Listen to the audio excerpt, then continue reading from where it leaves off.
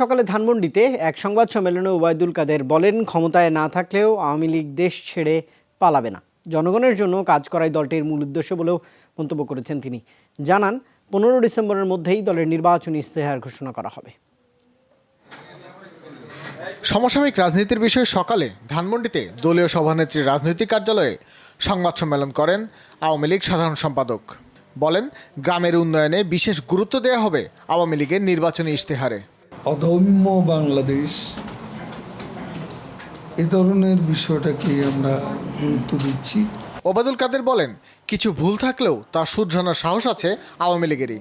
জনগণের জন্য আওয়ামী লীগ রাজনীতি করে বলেও উল্লেখ করেন তিনি। আমরা বেটার গভর্নমেন্ট দ্যান বিএনপি বাংলাদেশের জনগণকে উপহার দিয়েছি। আমরা তাদের চেয়ে অনেক অনেক গুণ বেশি উন্নয়ন করেছি। আমরা মানুষের মাঝে আছি, ক্ষমতা থাকলেও আছি, ক্ষমতা না থাকলেও আমরা পালিয়ে যাব না। আমরা এই দেশেই থাকব, এই দেশেই জন্ম, এই দেশেই আমরা মরব। ডক্টর কামাল হোসেন ও তার সঙ্গীরা জামায়াতের রাজনীতির কাছে আত্মসমর্পণ করেছে বলেও মন্তব্য করেন আওয়ামী লীগ সাধারণ সম্পাদক। জামাত সাম্প্রদায়িক দল, বিএনপিও সাম্প্রদায়িক দল। দুই সাম্প্রদায়িক শক্তি নামে ভিন্ন, কাজে এক।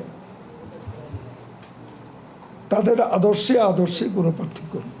একই সময় বঙ্গবন্ধু অ্যাভিনিউয়ে আওয়ামী লীগের কেন্দ্রীয় কার্যালয়ে বিভিন্ন পেশাজীবীদের সাথে মতবিনিময় করেন 14 দলের নেতারা। সভায় বিএনপি জামাতের রাজনীতির বিষয়ে দেশবাসীকে সচেতন করতে পেশাজীবীদের আহ্বান জানান জোট নেতারা। 16 ডিসেম্বর থেকে প্রতিটি উপজেলায় জেলায় আমরা বিজয় মঞ্চ করবো। এখানে আপনারা থাকবেন, আমরা সমন্বয় করবো আপনাদের সঙ্গে। আমাদের যে কোনো বিচ্যুতি আমাদেরকে পরাজয়ের দিকে নিয়ে যেতে পারে, কিন্তু মনে রাখবেন সব অপরাধীরা জোট বেঁধেছে ঐক্যফ্রন্টে। অপরদিকে উন্নয়নকামী শান্তিকামী জনগণ শেখ হাসিনার নেতৃত্বে ঐক্যবদ্ধ হয়েছেন।